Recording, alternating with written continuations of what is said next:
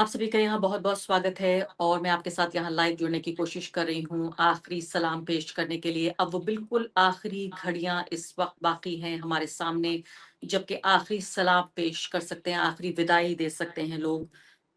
इसके अलावा आप ये देखिए कि पूरी दुनिया में जो तो हम देख रहे हैं, पूरी दुनिया में जिस तरह से लाखों नहीं बल्कि करोड़ों की तादाद में लोग ऐसे हैं जिन्होंने आखिरी सलाम पिछले 7 दिनों के भीतर जो तमाम ये फ्यूनरल या जनाज़ा या अंतिम संस्कार, इसको जो चाहें आप नाम ले दें आपकी सांस्कृतिक भाषा में, लेकिन करोड़ों की तादाद में लोग ऐसे हैं जिन्होंने अंतिम संस्कार में या आखिरी दर्शन या लास्ट रिस्पेक्ट्स अंग्रेजी में कहें, वो देने के लिए अलग-अलग दुनिया के देशों से वहाँ पहुँचे। मैं भी भारत से वहाँ पहुँची और मैं सिर्फ़ अपने लिए नहीं गई थी, रिपोर्टिंग के लिए ज़ाहिर है मैं गई थी एक रिपोर्टर की हैसियत से। पिछले लगातार 4 महीने से भी ज़्यादा से मैं इस पूरी जंग को कवर कर रही थी और पहले दिन जंग थे जब अयतुल्ला अली ख़ामनेई की जान ले ली गई थी, अमेरिका और इज़राइल के ज़रिए। उसके बाद से जिस तरह से बदलता हुआ ईरान है, उसकी पल-पल की खबरें मैं आपको देती रही और उसके बाद आखिरकार तमाम तरह के खतरे उठाते हुए, तमाम तरह की अनिश्चितता, अनसर्टेनिटी देखने के बावजूद भी मैं वहाँ ईरान पहुँची और तमाम तरह के हालात का जायज़ा लिया।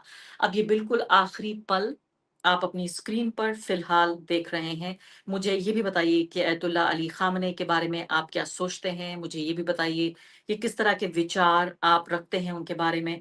और कुछ लोग कमेंट सेक्शन में यहाँ पर लिख रहे हैं कि वो सुन्नी हैं, लेकिन वो कितनी रिस्पेक्ट करते हैं अयतुल्ला अली ख़ामनेई की। मुझे लगता है कि आपका शिया होना या आपका मुसलमान होना ज़रूरी नहीं है। एक ऐसे व्यक्ति को का आदर करने के लिए जो साम्राज्यवाद के खिलाफ लड़ रहा है, जो कॉलोनियलिज़्म के खिलाफ लड़ रहा है, जो एक गैर बराबरी का जो समाज बनाया जा रहा है उसके खिलाफ लड़ रहा है। वो एक ऐसी फ़ोर्स के खिलाफ लड़ रहा है, वो ताकत जो पूरे तरीके से जो छोटे मुल्क हैं या मझले मुल्क हैं या उन बड़ी ताकतों से छोटे हैं, जिनको हम सुपर पावर्स कहते हैं, उनको अपने बूट के नीचे दबा देना चाहते हैं। मैं चाहती हूँ कि कमेंट सेक्शन में आप बड़ी तादाद में आप लोग आइए, मैं भी आपके कमेंट्स यहाँ पर पढ़ूँगी। और इसके अलावा यहाँ पर अलग-अलग तरह के लोग यहाँ कमेंट्स में आ रहे हैं और ये कह रहे हैं कि पहली बार अ, चंबल 19 नाम से ये इनका हैंडल है। कह रहे हैं पहले मैं भी खामनेई साहब को सपोर्ट नहीं करता था, लेकिन जब से मैंने देखा कि तमाम हिंदूज़, अमेरिका और इज़राइल वाले नफ़रत करते हैं खामनेई साहब से, तो इसलिए अब मैं खामनेई साहब को सपोर्ट करता हूँ। मुझे लगता है कि लोग इस तरह की भी बातें कर रहे हैं, मुझे लगता है ये कहना शायद दुरुस्त नहीं है कि तमाम हिंदू नफ़रत करते हैं। मैं कहती हूँ सिर्फ़ जो नफ़रती विचारधारा वाले लोग हैं, चाहे वो किसी भी धर्म के मानने वाले लोग हों, वो ज़रूर एक ऐसे व्यक्ति से, और ये भी मुश्किल है, मैं सोचती हूँ कि एक ऐसे व्यक्ति से कैसे कोई नफ़रत कर सकता है, जो अपने से कहीं बड़ी ताकत, चाहे वो 10 गुना, 100 गुना, 1000 गुना बड़ी जो ताकत है, उससे वो लड़ रहे हैं। तो फिलहाल जो तस्वीरें आप देख रहे हैं, सीधे मशहद से ये तस्वीरें आप देख रहे हैं और ये तस्वीरें आपको ईरान से मिल रही हैं। इसके बाद इनको सुपुर्द-ए-खाक कर दिया जाएगा ईरान के सुप्रीम लीडर अयातुल्ला अली ख़ामनेई। ये कार्यक्रम सुबह के वक़्त होना था, लेकिन ये कार्यक्रम होते-होते शाम इसलिए हो गई क्योंकि इराक भी उनका जनाज़ा गया था। नजफ़ और करबला 2 शहरों में इराक के, वहाँ भी ये जनाज़ा गया था और वहाँ पर जितनी तादाद में सोचा था कि लोग आएँगे, कुछ लाख लोग, लेकिन कुछ करोड़ लोग आए जनाज़े में और इसके अलावा इंतज़ाम करना बहुत मुश्किल हो रहा था। तमाम तरह की खबरें मुझे जो लोग जुड़े हुए हैं ऑर्गेनाइज़र्स से, वो बता रहे थे कि कैसे वो उनके लिए मुश्किल हो रहा था, असंभव हो रहा था उनके लिए वहाँ से निकल पाना इराक से, इसलिए कुछ घंटे डिले किया गया। कुछ घंटे की दूरी पर इस कार्यक्रम को रखा गया। सुबह 6 बजे की बजाय शाम को, दोपहर को 2 बजे इजाज़त दी गई कि मशहद में उनके जनाज़े को रखा गया। आप यकीन जानिए कुछ दिन वहाँ गुज़ारने के बाद जब मैं लौटी हूँ, अभी भी बिल्कुल इस तरह के एक मेंटल स्टेट में हूँ कि समझ नहीं आ रहा कि क्या मैं ईरान में हूँ, क्या मैं हिंदुस्तान में हूँ? एक तरह की ट्रांस स्टेट, अंग्रेज़ी में ट्रांस कहते हैं। यानी कि एक बीच का एक हिस्सा जहाँ आपको समझ नहीं आता कि आप उधर हैं या इधर हैं, क्योंकि साइकोलॉजिकली और पूरे तरीके से मनोवैज्ञानिक रूप से ज़हनी तौर पर मैं अभी भी ईरान में हूँ। अभी कुछ ही घंटे पहले लौटी हूँ और सोचिए आपकी आखिरी फ्लाइट जो आ रही थी तेहरान से, और किसी तरह से वो आखिरी फ्लाइट चली थी, उससे पहले और उसके बाद कोई फ्लाइट वहाँ से नहीं निकली है। तो मैं वही सोच रही हूँ फिलहाल कि इसको मैं अच्छी किस्मत कहूँ या किस तरह से कहूँ कि किसी तरह से, जैसे मैंने कहा कि आखिरी फ्लाइट से मैं वहाँ निकली हूँ। और इस जिस वक्त के वहां से फ्लाइट से निकल रही थी, कई ऐसे परिवार थे जिन्होंने अपने बोर्डिंग पास वापस कर दिए और डीबोर्ड कर गए, क्योंकि उन्हें इस बात का विश्वास नहीं था कि उनकी जान जब वो हवा में जहाज उड़ेगा तो वो सुरक्षित रहेगी या नहीं। जब मैं एयरपोर्ट पर पहुंच रही थी तेहरान के, उसी वक्त उससे कुछ देर पहले धमाके हुए थे जिसमें अमेरिका ने ईरान के ऊपर ताज़ा हमले किए, और फिर ईरान ने भी गल्फ कंट्री में बहरीन से लेकर कुवैत तक, वही खाड़ी के देशों में, कई देशों में ईरान ने खुद इस बात को कंफर्म किया है कि उसने हमले किए हैं।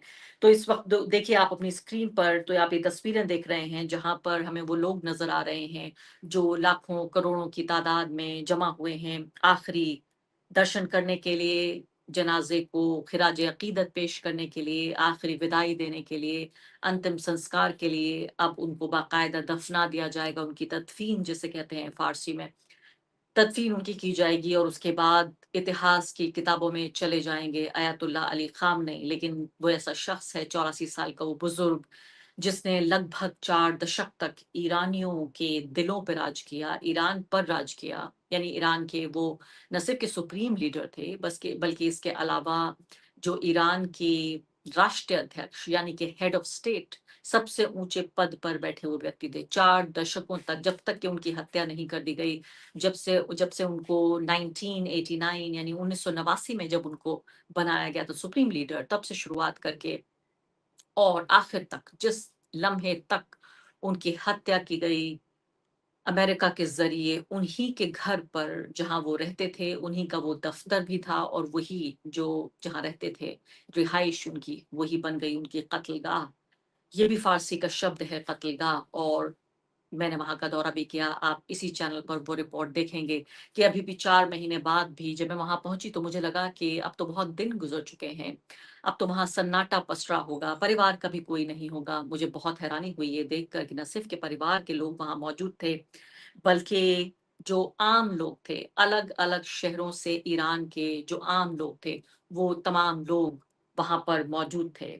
अभी फ़िलहाल अपनी स्क्रीन पर आप ये तस्वीरें देख रहे हैं, उसके साथ-साथ मैं आपको ये बताने की कोशिश कर रही हूँ कि इन तस्वीरों के क्या मायने हैं। और मशहद, इसके अलावा तेहरान के लोग तो थे ही, इसके अलावा अलग-अलग शहरों से जो लोग हैं वहाँ पहुँच रहे थे, और वो जो दीवार थी, जिस दीवार को बंद कर दिया गया है उनके घर को, क्योंकि बहुत सारे लोग वहाँ पहुँचने लगे थे।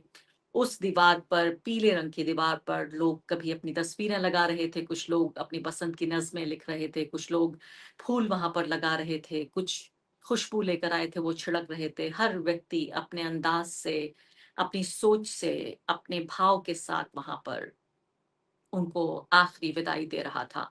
और सबसे ज़्यादा हैरानी मुझे इस बात को लेकर हुई कि ऐसा लगा कि अभी कुछ देर पहले उनकी हत्या हुई है, क्योंकि जब वहाँ सैकड़ों की तादाद में मैंने कई सौ लोगों को देखा उस वक़्त भी, और बिल्कुल मैं शाम ढले वहाँ पहुँच पाई थी। और उस वो रिपोर्ट आप ज़रूर देखिएगा इसी चैनल पर, कुछ ही देर पहले वो रिपोर्ट हमने पब्लिश की है, वो ऑन एयर गई है। आप उस रिपोर्ट को ज़रूर देखिए, आपको ये समझने में आसानी होगी कि पूरा जो वेस्टर्न प्रोपेगेंडा है, जिसमें लगातार अयतुल्ला अली खामेनी को एक ऐसे डॉन, ऐसे डिक्टेटर के तौर पर दिखाया गया, उनको टेररिस्ट तक कहा गया, ईरान की सरकार को टेररिस्ट रिजीम कहा गया। उस व्यक्ति के लिए सब लोगों के मन में, बहुत से लाखों लोगों के मन में कितना प्रेम का भाव था। और जो उन्हें रहबर कहा जाता है, यानी राह दिखाने वाला, मुझे लातादात लोग इस तरह के मिले जिन्होंने कहा कि वो हमारे लिए सिर्फ सुप्रीम लीडर नहीं थे, वो सिर्फ एक पॉलिटिशियन नहीं थे, वो हमारे लिए सिर्फ एक राष्ट्रीय अध्यक्ष नहीं थे, वो हमारे लिए एक पिता जैसे थे। मुझे कई लोग ऐसे मिले शहीदों के परिवार से, जिन्होंने कहा कि पहले मैंने जंग में अपने पिता को खोया, उसके बाद पिता जैसे व्यक्ति खामनेई को खो दिया। मैं एक बार फिर से यतीम हो गई। कई ऐसे लोगों से मुलाकात हुई, कई यंग लड़कियों से, सब लोगों के इंटरव्यूज़ करना मुमकिन नहीं होता। वरना मैं आपको ज़रूर दिखा पाती अगर मुझे इजाज़त होती इस बात की कि मैं उनका इंटरव्यू रिकॉर्ड्स कर सकूँ। तो पत्रकार की ज़िंदगी में होता यही है, ये हमारी बदकिस्मती है कि हम जो कुछ देख पाते हैं उन उसका 95% मैं कहूँगी, कम से कम 90% हम रिकॉर्ड नहीं कर सकते। इसलिए हमारे अंदर इतनी कहानियाँ होती हैं, जिस कहानी को, उनमें से कुछ कहानियाँ सुनाने के लिए मैं आपके सामने यहाँ बैठी भी हूँ, कि जो शहीदों के परिवार के लोग हैं, वो ये कह रहे थे कि अयतुल्ला अली खामनेई के गुज़र जाने के बाद उनको लगता है कि वो दूसरी बार यतीम हो गए। तो अब ये आखिरी लम्हा चल रहा है, और इसके अलावा आखिरी लम्हा जहाँ हम ये देख रहे हैं कि पूरे तरीके से इस वक्त अ, लोग दीवाने होकर वहां पहुंच रहे हैं। और एक बड़ी खबर जो मैं आपको बताना चाहती हूँ वो ये कि जो तेहरान और बाकी शहरों से जो मशहद को पहुंचने वाली रेलें थीं, ईरान का रेलवे सिस्टम काफ़ी अच्छा है और बहुत पुराना भी है। अभी वहाँ उन्होंने पिछले करीब 20 सालों में जो मेट्रो रेल का सिस्टम है, अंडरग्राउंड रेल का, उसको बहुत ज़्यादा डेवलप किया है। उस पर भी एक रिपोर्ट आप अलग से देखेंगे बहुत जल्द। वो रिपोर्ट भी मैं आप तक लेकर आऊँगी। लेकिन फ़िलहाल आपको ये बताना चाहती हूँ कि इस ट्रेन को यूएस के धमाकों के बाद रद्द कर दिया गया। जी हाँ। धमाकों के बाद ट्रेन को रद्द कर दिया गया, तो बहुत बड़ी तादाद में जो लोग वहां जाना चाहते थे, जो पहुंचना चाहते थे, वो लोग नहीं पहुंच पाए। और पूरे तरीके से जो है वो देखा जाए तो काफी लोगों का दिल टूटा, क्योंकि बहुत सारे लोगों ने मुझे बताया जिनसे मेरी बातचीत हो रही थी तेहरान में, अपनी ओवरनाइट वहां से ट्रेन चलती है तेहरान से और मशहद को। ज्यादातर लोग वहां फ्लाइट का टिकट अफोर्ड नहीं कर सकते, और इतने खतरनाक दौर में जहाँ के रेलवे सर्विस को सस्पेंड कर दिया गया हो, आप सोचिए फ्लाइट्स तो पहले ही रद्द हो गई होंगी। जैसे मैंने आपको बताया कि मेरी भी वो फ्लाइट आखिरी फ्लाइट थी, उसके बाद पूरे ईरान के एयर स्पेस को बंद कर दिया गया। कोई फ्लाइट आ नहीं सकती थी, कोई फ्लाइट जा नहीं सकती थी। यूएस का जो धमाका हुआ, और ये सब कुछ हो रहा है ईरान में, लेकिन डोनाल्ड ट्रंप ये कह रहे हैं कि वो मुझे मारना चाहते हैं और मुझे बहुत डर लग रहा है। डोनाल्ड ट्रंप को डर लग रहा है, वो कह रहे हैं कि वो मुझे मार देना चाहते हैं और मैं मरना नहीं चाहता। लेकिन मुझे समझ नहीं आ रहा है कि मैं कैसे अपने आप को बचाऊंगा।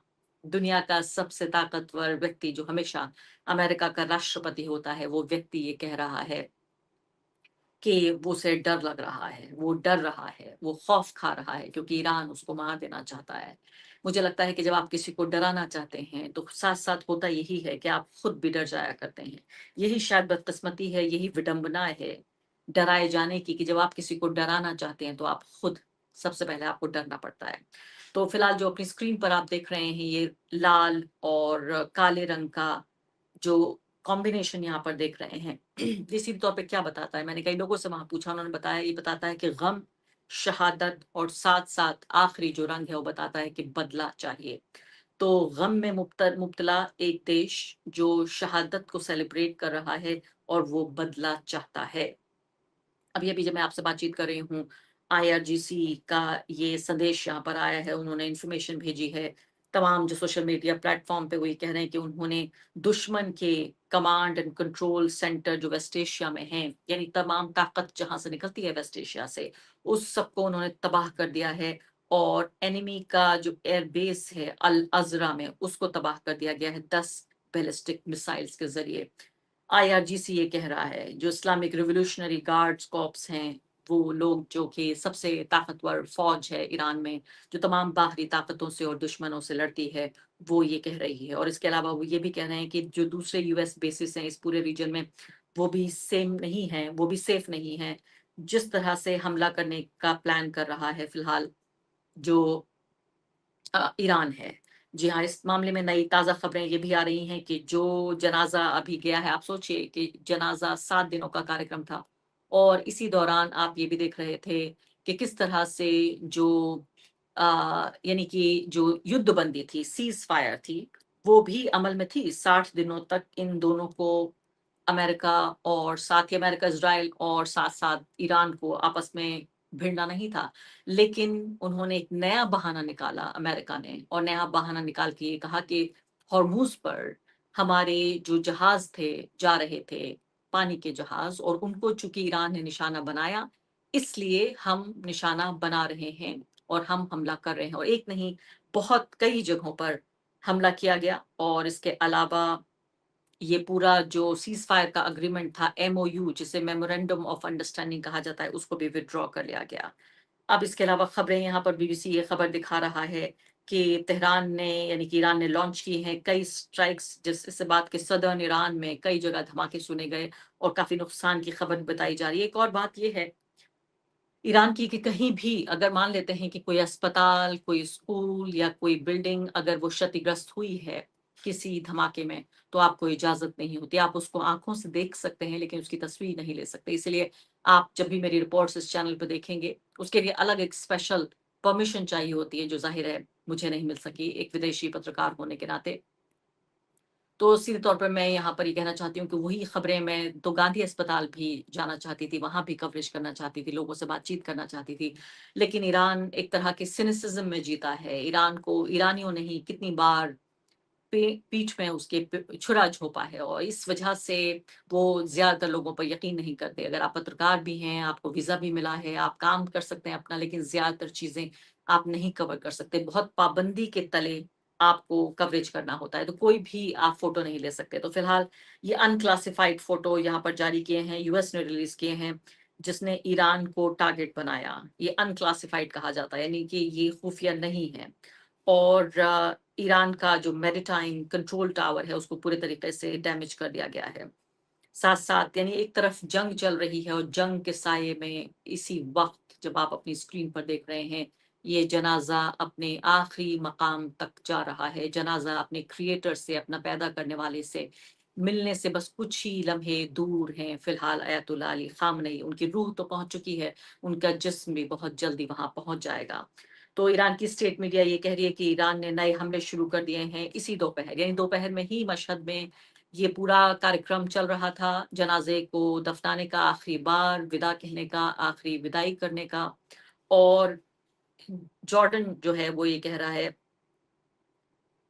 कि 8 मिसाइल जॉर्डन ने गिरा दी हैं ईरान की। तो ईरान कह रहा है हमने हमला किया है और जॉर्डन यानी जॉर्डन देश ये कह रहा है कि हमने 8 मिसाइल गिरा दी हैं।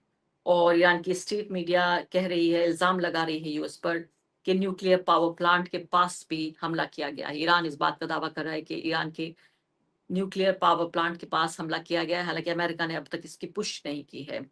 और इस वक़्त लगातार ये मैं वही कह रही हूँ कि जंग के पूरे साये में बंदूकों के, तोपों के, मिसाइलों के साए में देखिए ये जनाज़ा जा रहा है। पता नहीं कब ऐसा होगा जब कि अयतुल्ला अली ख़ामनेई की रूह को तस्कीन पहुँचेगी, सुकून पहुँचेगा, क्योंकि आप ये देखिए कि उनके मुल्क में अभी भी जंग चल रही है, अभी भी लोगों की जान को लगातार खतरा बना हुआ है। अमेरिका ने कहा है कि उसने 90 1, 2, 3, 4, 5 नहीं 90 जो टारगेट्स हैं, उन पर हमला किया है ईरान में। और ईरान ये कह रहा है कि उसने अमेरिका के जो बेस हैं, कतर है, कुवैत और बहरीन, इन तीनों देशों पर हमला किया है और बर्बाद कर दिए हैं ये कई जो वहाँ पर मिलिट्री बेसेस हैं उनके। और ईरान की हेल्थ मिनिस्ट्री ये कह रही है कि इसी हमले में जो 90 अटैक्स बताए जा रहे हैं, उनमें 14 लोगों की मौत हो चुकी है। बीबीसी ने इसको वेरीफाई किया है। और इसके अलावा ये भी कहा जा रहा है कि बीबीसी डैमेज एग्जामिन किया है उन्होंने, जो यूएस की स्ट्राइक से हुआ है इरानियन पोर्ट कंट्रोल की टावर के ऊपर और रेलवे ब्रिज के ऊपर भी। आपको मैं वहाँ के जो पुलों की खबरें हैं कि क्यों अमेरिका इजराइल वहाँ के पुलों के दुश्मन होते हैं, उन्हें क्यों पसंद नहीं है तरक्की करता हुआ ईरान।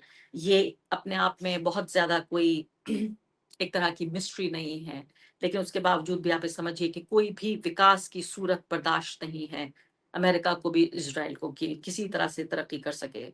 और इसके अलावा ये जो कमर्शियल शिप्स हैं ईरान के, उनको भी नुकसान पहुँचा है। लगातार हम देख रहे हैं कि किस तरह से लाखों की तादाद में लोग उधर पहुँच रहे हैं। जो मैं आपके कुछ कमेंट्स पढ़ के आपको सुनाना चाहती हूँ, जो लोग यहाँ पर कमेंट सेक्शन में भेज रहे हैं, खबरें बताने के साथ-साथ मुझे लगता है कि लाइव ब्रॉडकास्ट आपके साथ बात करने का एक अच्छा मौका भी है। गांधीयन नाम से व्यक्ति हैं, ये कह रहे हैं, thank you Arfa for being there on our behalf, love Iran, long live supreme leader Khamenei साहब। अ, इसके अलावा लोग आपस में बहस भी कर रहे हैं कमेंट सेक्शन में। बड़ी इंटरेस्टिंग बात है कि थोड़ा पोलाइट तरीके से, सभ्य तरीके से ही सही, लेकिन लोग बहस कर रहे हैं। और इसके अलावा अभिषेक सिन्हा आ गए हैं नफरत फैलाने के लिए कमेंट सेक्शन में। वो कह रहे हैं कि डेथ कल्ट फॉलोवर्स कह रहे हैं, वो लोग जो खामेनेई साहब के मानने वाले हैं और उनके जो फैन्स हैं या उनके जो शैदाई हैं, वो कह रहे हैं कि गाली गलौज पर उतर आए हैं। तो इस तरह के कमेंट करने भी लोग यहाँ पर आ गए हैं। इसके अलावा जी हाँ, और भी लोग आकर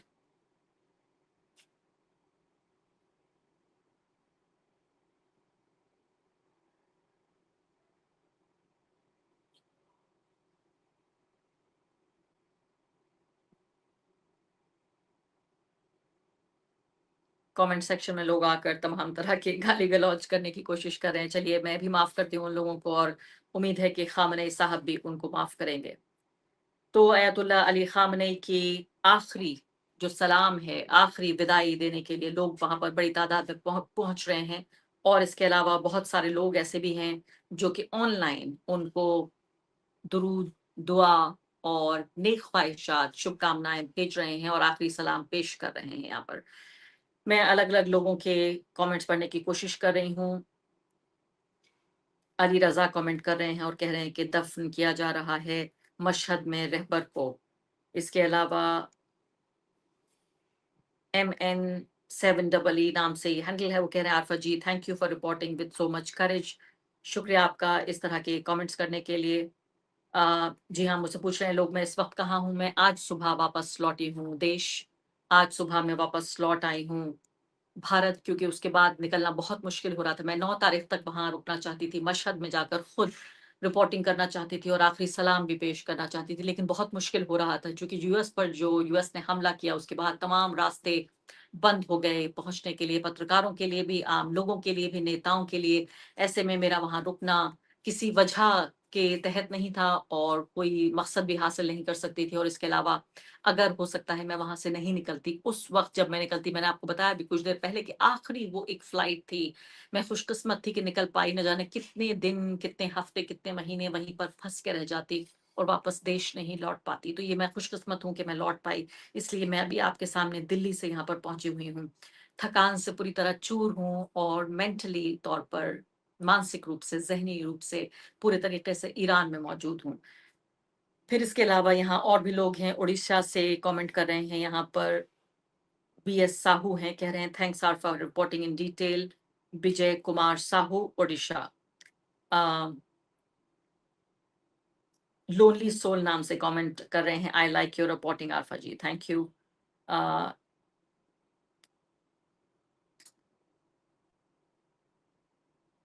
रोलिंग मोशन कह रहे हैं प्लीज रेस्ट, कहाँ है आराम, तो हराम है, क्या कहा जाए, हम जैसे पत्रकारों के लिए आराम कहाँ नसीब होता है हमें। हमारे लिए तो आराम हराम है। पिछले कई दिन, 5-6 दिन में वहां पर, आप यकीन जानिए ये भी एक कहानी है। मैंने कहा था हम पत्रकारों के पास बहुत कुछ तो नहीं होता लेकिन कहानियां बहुत होती हैं सुनाने के लिए। आप सोचिए कि पूरी तरीके से सारा ट्रांसपोर्टेशन, जितना भी पब्लिक ट्रांसपोर्टेशन है वो बंद था वहां पर। सिर्फ कुछ जो ट्रेनें थी, अंडरग्राउंड ट्रेन्स, जो ट्यूब्स थे वो चल रहे थे, मेट्रो चल रही थी कुछ हिस्सों में, कुछ लाइन सिर्फ। और आपको वहां तक पहुंचने के लिए जहां मुझे रिपोर्टिंग के लिए पहुंचना था, ज्यादातर पैदल चलकर जाना पड़ा। आप जानते हैं कि उतना ज्यादा हमें दिल्ली में रहने वाले लोगों को आदत ही कहाँ होती है इतना पैदल चलने की। तो आप देख रहे थे कि 25 किलोमीटर लंबा, कहीं पर उससे भी ज्यादा लंबा पूरा ये रैलियां निकल रही थी, जुलूस निकल रहा था। और मैं यकीन के साथ इस बात को कह सकती हूँ कम से कम इससे कम तो पैदल मैं भी नहीं चली हूँ। यानी 25 किलोमीटर मैं कह रही हूँ यहाँ पर, इससे कम मुझे पूरा यकीन है कि मैं भी इससे कम पैदल नहीं चली हूँ, एक दिन में कम से कम। और नेहा त्रिवेदी कह रही हैं Arfa ji, can you please share views on whether the massacre of Iranian people happened as per the Khamenei Saab's order? It seems impossible that a leader who is this much loved would do this. ये एक ऐसा सवाल है जो बहुत ही पेचीदा है अपने आप में। देखिए, ईरान का रिकॉर्ड ह्यूमन राइट्स के मामले में बहुत बेहतरीन नहीं रहा है। ईरान और जो ईरान की हुकूमत है उसको हमने जिस तरह से देखा है, वो अब सत्ता में बने रहने के लिए, ये दूसरा साइड है, the other side of this Islamic regime, के ह्यूमन राइट्स की उन्होंने बहुत परवाह नहीं की है। एक पूरा दौर ऐसा भी गुजरा है जिनमें उन्होंने महिलाओं के अधिकारों की भी बहुत परवाह नहीं की है। वो कोई बहुत लिबरल डेमोक्रेसी नहीं है जहाँ राइट्स और फ्रीडम्स की बहुत परवाह की जाती है। लेकिन आप देखिए कि दुनिया का बेशतर हिस्सा ऐसा ही तो बन गया है। अमेरिका, जो कि एक ओपन और फ्री वर्ल्ड का नेता माना जाता है, उस अमेरिका में भी जो ग्वांतनामो बे बनाए गए, जो गुफाएं बनाई गई जहां अमेरिका की सरहद से बाहर इराकी कैदियों को बिजली के झटके दिए गए और इस तरह से उनके साथ सलूक हुआ जो कोई इंसान दूसरे इंसान के साथ, क्या कोई इंसान किसी जानवर, किसी मृत चीज के साथ भी वो सलूक नहीं करेगा जो इराक के कैदियों के साथ किया गया। तो किस सिविलाइज दुनिया की बात कर रहे हैं हम, कौन सी सिविलाइज दुनिया है? लेकिन इसका मतलब ये नहीं है कि जो पाप हैं ईरान के या ईरान की सरकार के या उससे जुड़े हुए लोगों के वो धुल जाएंगे। तो उनका रिकॉर्ड बहुत अच्छा नहीं रहा है। लेकिन अब चूंकि आज के रोज हम बात कर रहे हैं यहाँ पर कि किस तरह से एक नेता को उसी के घर में घुसकर उसके जो सॉवरन बॉर्डर्स हैं उनकी बिना परवाह किए उन्हें तोड़ते हुए उनको पूरे तरीके से ध्वस्त करके वहाँ उनका कत्ल किया गया। मैं यहाँ पर पूरे तरीके से ईरान की सरकार के साथ हूँ। तो मैं आपको बताती हूँ कि मेरा पक्ष क्या है। कई लोग मुझसे पूछते हैं कि क्या आप 100% ईरान की सरकार का समर्थन करती हैं? मेरा जवाब है नहीं। अगर जो इम्पीरियलिज्म इम्पीरियलिस्ट फोर्सेस हैं अमेरिका और इज़राइल, अगर वो ईरान पर हमला करेंगे तो मैं ईरान की सरकार के साथ हूँ। अगर ईरान की सरकार ईरान के नागरिकों के साथ ज्यादती करती है, नाइंसाफी करती है, गैर बराबरी करती है, तो मैं उनके नागरिकों के साथ हूँ। मेरा स्टैंड बिल्कुल क्लियर है, यहाँ कोई कंफ्यूजन नहीं है। जो भी ज्यादा बड़ा ताकत का इस्तेमाल कर रहा है, मैं जो विक्टिम है उसके साथ हूँ। तो इसका मतलब ये नहीं है कि अगर ईरान की जो हुकूमत है, अगर उसका ह्यूमन राइट्स में अगर उसका रिकॉर्ड खराब है, तो अमेरिका जाकर उस पर हमला कर दे और उनके सुप्रीम लीडर की हत्या कर दे, वहां तितर बितर कर दे उनका पूरा निजाम और हजारों लाखों लोगों का कत्ल कर दे। अगर मान लेते हैं कि ये सच भी साबित होता है, और आपकी बात में मान भी लेती हूँ, तब भी ये किसी देश का हक नहीं है। सिर्फ और सिर्फ एक तरह के लोग हैं जो इस इंतज़ाम को, निज़ाम को, गैर बराबरी को ख़त्म कर सकते हैं, और उनको करना चाहिए। जिनका हक है वो है सिर्फ़ और सिर्फ़ ईरान के लोग। अगर उनको अपनी सरकार पसंद नहीं है तो इस सरकार का तख्ता पलट कर दें, उस सरकार को सत्ता से बेदखल कर दें। लेकिन अमेरिका और इज़राइल को ये हक नहीं है, ना ही उनकी ये नियत है। वो तो अभी सौदा कर रहे हैं ईरान के साथ। वो तो कह रहे हैं कि हम तो फिर फ़िलहाल ट्रेड कर रहे हैं, हमारे जहाज़ों को हॉर्मुज़ से गुज़रने दीजिए, हम इस जंग को ख़त्म कर देंगे। तो सीधे तौर पे उनका कोई इंटरेस्ट नहीं है कि वो ईरान की महिलाओं को बचा रहे हैं या ईरान में ह्यूमन राइट्स बचा रहे हैं। और आपको मैं यहाँ पर फिर एक बड़ा भद्दा सा मजाक जो हमारे साथ हो गया है वो ये कि America, the leader of open and free world, ये एप्स्टीन वाला अमेरिका है। जी हाँ, मासूम बच्चियों को कच्चा चबा जाने दबा जब मासूम बच्चियों को कच्चा चबा जाने वाली एक रजीम, जिसके ऊपर इस तरह के घटिया आरोप लग चुके हैं। ऐसे लोग किसी दूसरे देश में जाकर ह्यूमन राइट्स और वुमेन्स राइट्स की बात करेंगे और हम उनको सुनेंगे भी। मैंने कहा कि मैं सैद्धांतिक रूप से इसके खिलाफ हूँ, लेकिन अमेरिका का या इज़राइल का ये कोई चेहरा नहीं बचा है, उनकी कोई क्रेडिबिलिटी, विश्वसनीयता नहीं है कि वो ह्यूमन राइट्स या वुमेन्स राइट्स पे बात कर सकें। मैं आगे बढ़ती हूँ। मोहम्मद ज़ाहिद फिरदौसी कह रहे हैं, आरफ़ा आपका शुक्रिया। ग्राउंड पर जाकर आपने रिपोर्टिंग की, मेहरबानी। गांधीयन कह रहे हैं USA, Israel, BJP and RSS are murderers. Uh, Haider Khan कह रहे हैं आज करबला याद आ गया। आरफा सिस्टर आपका बहुत बहुत शुक्रिया। राजू कामले कह रहे हैं थैंक यू आरफा जी, हमें सुप्रीम लीडर का फ्यूनरल लाइव दिखाने का, आपके रिपोर्टिंग का शुक्रिया। We all support and respect real reporters.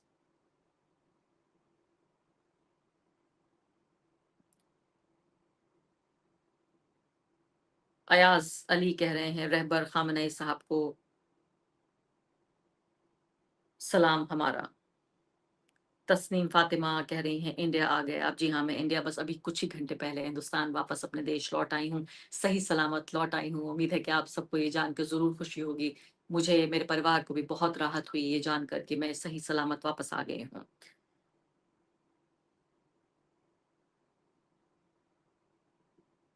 Ashwajit Gaekwad कह रहे हैं लोगों पर हो रहे अत्याचार कैसे रुकेंगे? अगर दुनिया की सबसे बड़ी जमहूरियत इंटरफेयर नहीं करेगी तो ये सालों साल चलेगा। 70 से चलता आ रहा है। ये एक पेचीदा सवाल है। देखिए, भारत में भी हमें बहुत सारी समस्याएं हैं। आप जानते हैं कि मैं बहुत बड़ी आलोचक हूँ नरेंद्र मोदी सरकार की, लेकिन इसका मतलब ये हरगिज भी नहीं है कि मैं ये चाहती हूँ कि कोई बाहरी ताकत आकर जो हमारी समस्याएं हैं उनको हल करे या इंटरवीन करे। इंटरफेयर तो दूर की बात है, यानी कि उसमें कुछ इन्वेड करना तो दूर की बात है, इंटरफेयर भी करे या इंटरवीन भी करे।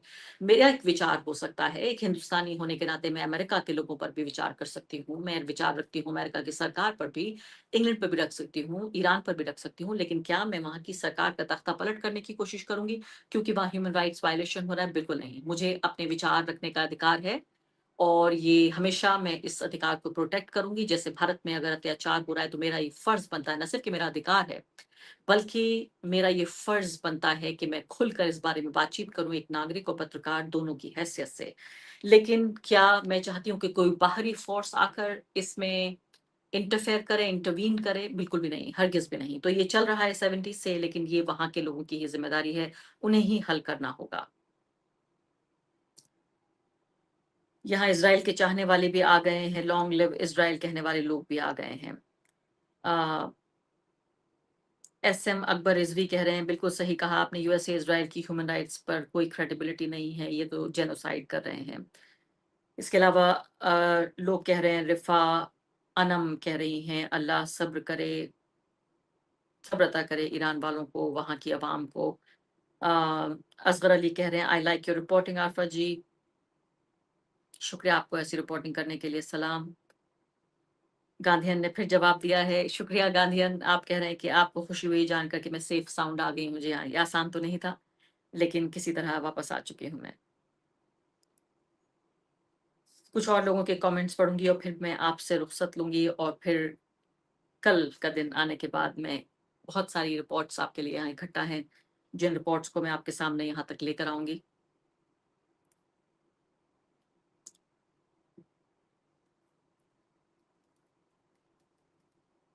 अगर आप लोग मुझसे कुछ पूछना चाहते हैं तो ज़रूर कमेंट सेक्शन में बताइए। मैं आपके आखिरी सवाल लेकर और फिर अपना आखिरी सलाम और अपना आखिरी खुदा हाफ़िज़ अयतुल्ला अली ख़ामनी को कहकर आपसे मैं भी रुखसती लूँगी, आपको विदा कहूँगी। लेकिन आपके आखिरी सवाल मैं कुछ यहाँ पर लेना चाहती हूँ।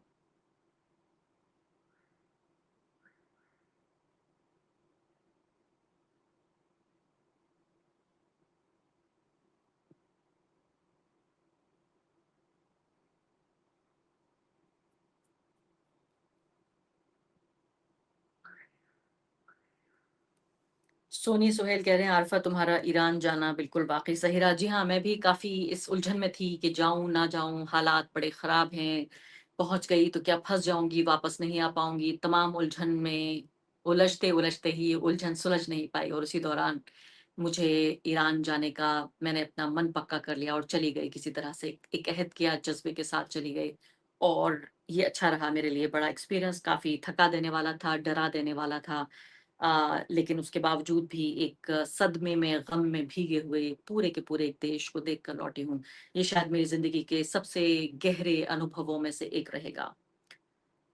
मेघवाल कह रहे हैं, आफत जी कल्पना कीजिए कि ईरान में भारत लोकतांत्रिक व्यवस्था से चुनाव होने लग जाएँ, तो क्या अमेरिका, इज़राइल और पश्चिमी ताकतों को सत्ता में हस्तक्षेप करने का मौका नहीं मिलेगा? बहुत पेचीदा सवाल है और बहुत जायज़ सवाल है मेघवाल जी, कि ये बात सच है कि जैसे हमारे देश में मुझे नहीं लगता कि कोई बाहरी ताकत हस्तक्षेप कर रही है, जो अंदरूनी ताकतें हैं, वही नहीं चाहती कि जो चुनाव है हमारा, उसकी प्रक्रिया को पूरी तरीके से धूमिल कर दिया गया है। जो स्वच्छ और स्वस्थ तरीके से चुनाव हो रहे थे, उनको किस तरह से खराब तरीके से उनमें धाँधली की पूरी तरीके से कोशिश की जा रही है। अब यहाँ पर सवाल ये पैदा होता है कि चुनाव फिर क्या नहीं होने चाहिए? मैं कहती हूँ, चुनाव कितने भी खराब हों, डेमोक्रेटिक जो सिस्टम है वो कितना भी खराब हो, चुनाव ही होना चाहिए। लोकतंत्र फिर भी हमारी नज़र में अभी भी सबसे बेहतर सिस्टम है एक देश को चलाने का।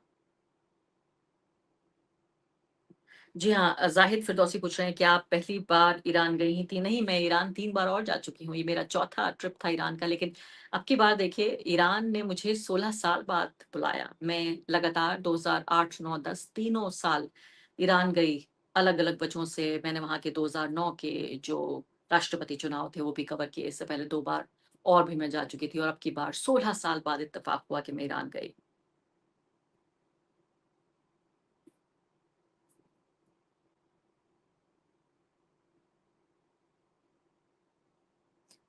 मोहम्मद रिज़वान शेख पूछ रहे हैं, आपको वहाँ डर नहीं लगा? बहुत से बारे में पत्रकार नहीं गए, खुशी की बात है कि आप अच्छे से पहुँच गए। जी हाँ, चूँकि मैं समझती हूँ कि क्यों नहीं गए पत्रकार, वाक़ई इतना मुश्किल था वहाँ पर किसी भी तरीके से नेविगेट करना, आस-पास जा पाना, रिपोर्टिंग कर पाना। इस पर एक अलग से वीडियो बनाऊँगी कि मुझे क्या मुश्किलों का वहाँ सामना करना पड़ा। वहाँ सफ़र में आना और जाना अपने आप में बेहद बड़ी चुनौती थी। लेकिन उसके बाद जिस दौरान मैं ईरान में थी, वो भी अपने आप में एक बहुत ही चुनौतीपूर्ण मेरे लिए वो अनुभव रहा, जब उस वक़्त मैं वहाँ पर मौजूद थी। तो इस पर अलग से वीडियो बनाकर आप लोगों से मैं बातचीत करूँगी, और बहुत सारे पत्रकार नहीं गए। एक तो ये भी बात बात थी कि आप जानते हैं कि यूट्यूब के जो पत्रकार हैं, उनके पास उतने रिसोर्सेज़ नहीं होते, और मैं भी, आप यकीन जानिए, आपको इसीलिए यहाँ पे आप देख रहे हैं अपनी स्क्रीन पर क्यूआर कोड, आप ही से सबसे मदद की गुहार लगा रही हूँ, क्योंकि मैंने कभी भी, जैसे कहते हैं ना कि जितनी चादर हो उतने ही पैर फैलाने चाहिए, मैंने कभी चादर के बारे में सोचा ही नहीं, बस पैर फैला देती हूँ और सोचती हूँ कि ये चादर कहीं न कहीं मेरे पैरों को ढक ही लेगी। तो ये शुरू से मेरी आदत रही है। कभी भी ये नहीं समझती कि मेरी लिमिटेशंस जो हैं वो क्या हैं? हमेशा ये सोचती हूँ कि जो पॉसिबिलिटीज़ हैं, संभावनाएँ हैं वो कितनी हैं? और इसी दीवानेपन में मैंने पत्रकारिता के 2 दशक से ज़्यादा गुज़ार दिए कि कभी भी ये नहीं सोचती कि मैं ये नहीं कर सकती। हमेशा ये सोचती हूँ कि देखिए मैं क्या-क्या कर सकती हूँ। तो इसी तरह इस ट्रिप में भी मैं अपने संसाधनों से अपनी जो लिमिटेशंस हैं उनसे कहीं ज़्यादा बढ़-चढ़ कर जाकर इंटरनेशनल ट्रिप करना आसान बात नहीं है। बड़े-बड़े टीवी नेटवर्क्स ने भी अपने पत्रकारों को नहीं भेजा, भारत से भी और दुनिया से भी। इसलिए अभी फ़िलहाल आपके सामने स्क्रीन पर जो ये क्यूआर कोड देख रहे हैं, आप ही सबसे मदद की गुहार लगा रही हूँ कि काफ़ी जो है मैंने अपनी चादर बड़ी करने की कोशिश कर रही हूँ। चादर छोटी है मेरी, बिसात कम है लेकिन सोचती बहुत कुछ हूँ कि सब कुछ कर सकती हूँ। अनवर लश्कर कह रहे हैं thanks a lot Arfa ji, शुक्रिया आपका भी यहाँ आके कमेंट करने के लिए। उरूज फातिमा सलाम कर रही हैं, आरफा आप बहुत बहादुर हैं, आप इस माहौल में गई, शुक्रिया बहुत-बहुत। अ, मेरी तरफ से आखिरी सलाम इस्लाम मोहम्मद कह रहे हैं। अली रज़ा पूछ रहे हैं तेहरान में ही थी या कुम भी गई? नहीं, मैं तेहरान पे ही थी। तेहरान ही कवर करना मुश्किल हो रहा था। ज़्यादातर जो एक्शन था, तमाम तरह की जो गतिविधियाँ थी, वो सब तेहरान में हो रही थी। इरादा मेरा कुम और मशरक़ दोनों जगह जाने का था, लेकिन मैं कामयाब नहीं हो पाई। लेकिन मैंने कोशिश ये की है कि हर अलग-अलग एस्पेक्ट से आपको खबरें दिखा सकूँ। बहुत सारी खबरें मैं यूट्यूब पर पब्लिश कर चुकी हूँ, मैं और मेरी प्रोड्यूसर सौम्या, जो दिन-रात मेहनत करती रहीं इस पूरे उस वक़्त के दौरान जब मैं ईरान में मौजूद थी। जितना काम मैं वहाँ पर ग्राउंड पर कर रही थी, उतना ही काम वो अपनी मशीन पर बैठकर एडिटिंग के लिए कर रहे थे। तो अगर आप मुझे शुक्रिया अदा करना चाहते हैं, तो सौम्या उपाध्याय को भी शुक्रिया अदा कीजिए, जिन्होंने तमाम वीडियोज़ को जिस रफ्तार के साथ उन्होंने प्रोड्यूस करके, एडिट करके पब्लिश किया है, अ, अनप्रेसिडेंटेड है ये। खुद सौम्या की क्षमता के भी बाहर जाकर उन्होंने इसमें काम किया है। तो जी हाँ, इस पाकिस्तान से एक साहब सवाल पूछ रहे हैं, कह रहे हैं कि 16 साल पहले वाले ईरान और अब में क्या फ़र्क है? इसके लिए तो आपको वीडियो देखना पड़ेगा। मैंने एक वीडियो बाकायदा बनाया है कि 16 साल पहले जब मैं गई थी तो ईरान का इंफ्रास्ट्रक्चर, ईरान की सोसाइटी, ईरान की जो महिलाएँ हैं, उन सब के ऊपर मैंने एक डॉक्यूमेंट्री फ़िल्म बनाई थी। उस वक़्त मैं एनडीटीवी में काम किया करती थी। एनडीटीवी के लिए वो डॉक्यूमेंट्री बनाई थी और अब एक और वीडियो आपके लिए बना कर लाई हूँ। अभी कई वीडियो ऐसे बाकी हैं जो आपको देखे जाने हैं। तो आप इसी चैनल को देखते रहिए, क्योंकि इसी पर आपको लगातार खबरें मिलती रहेंगी, अलग-अलग अंदाज़ से, अलग-अलग, यानी अयतुल्ला अली ख़ामनेई के जनाज़े के बाहर भी जो खबरें हैं, उसके इर्द-गिर्द जो घूम रही हैं, उनके समाज से जुड़ी हुई, राजनीति से जुड़ी हुई, कितनी तरक्की की है ईरान ने पिछले 15 साल में, 16 साल में जब मैं आखिरी बार वहाँ गई थी, वो तमाम खबरों को मैंने कवर करने की कोशिश की है। तौसीफ मेहंदी कह रहे हैं कि दुनिया को दूसरा ख़ामनेई नहीं मिलेगा। बेशक तौसीफ साहब, आपकी बात से मैं पूरी तरह सहमत हूँ कि दूसरा ख़ामनेई नहीं मिलेगा। उसे बनने के लिए भी मुझे लगता है कि रीढ़ की हड्डी जो है वो स्टील की रीढ़ चाहिए, ख़ामनेई बनने के लिए। रेशु कह रहे हैं कि कह रही हैं आपसे ज़्यादा अच्छी रिपोर्टिंग नहीं देखी। बिल्कुल रियल एक्सपीरियंस जो एक पत्रकार ग्राउंड रिपोर्टिंग करता है। बहुत बहादुरी वाला काम किया, मैंने आपकी सारी वीडियो देखी। बहुत-बहुत शुक्रिया रेशु आपका। एक बात यहाँ पर शेयर करना चाहती हूँ और एक ऐसी बात है जिससे आप सबका दिल टूटेगा। सुनिए मैं क्या कहना चाह रही हूँ।